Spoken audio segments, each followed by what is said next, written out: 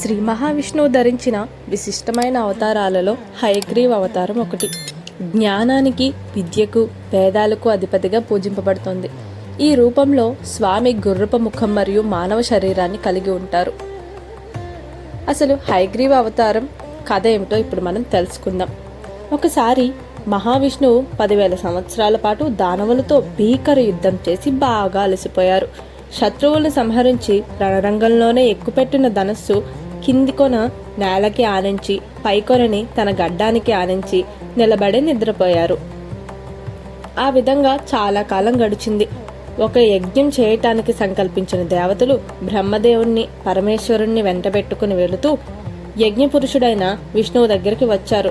నిశ్శబ్ద రణరంగంలో విష్ణువు గాఢ నిద్రలో ఉన్నారు.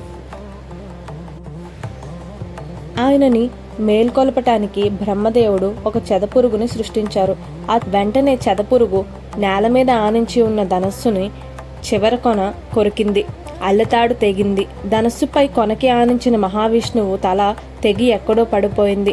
అప్పుడు భయంకర శబ్దం వినిపించింది. దేవతలందరూ భయంతో భోరున ఏడ్చారు.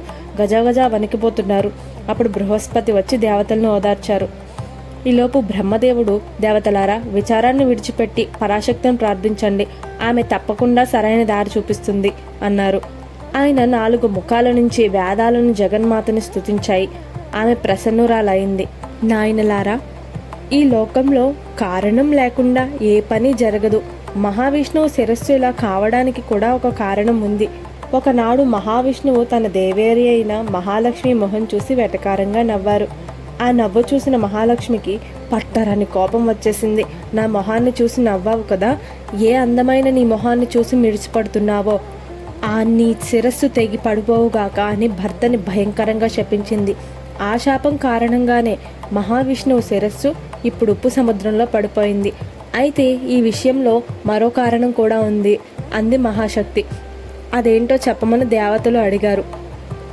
దేవతలారా, పూర్వం హయగ్రీవుడనే రాక్షస వీరుడు సరస్వతీ నదీ తీరంలో హ్రీం అనే మాయా బీజాక్షరంతో నా మంత్రాన్ని జపిస్తూ కఠోర తపస్సు చేశాడు. అందుకు నేను మెచ్చి అతనికి కోరినట్టు అతనికి మరో హయగ్రీవుడి చేతిలోనే మరణం కలిగేటట్టు వరమిచ్చాను.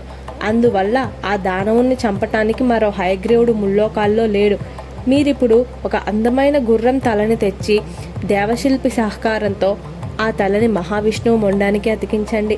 అప్పుడు హయగ్రీవుడు ఆ హయగ్రీవుణ్ణి వధిస్తారు అని మహాదేవి ఆకాశవాణిగా దేవతల్ని ఆదేశించింది. అప్పుడు ఆమె చెప్పినట్టుగానే దేవతలు చేశారు. మహావిష్ణువు హయగ్రీవుని అవతారంగా వచ్చారు. తర్వాత హయగ్రీవునితో యుద్ధం చేసి ఆయనను వధించారు.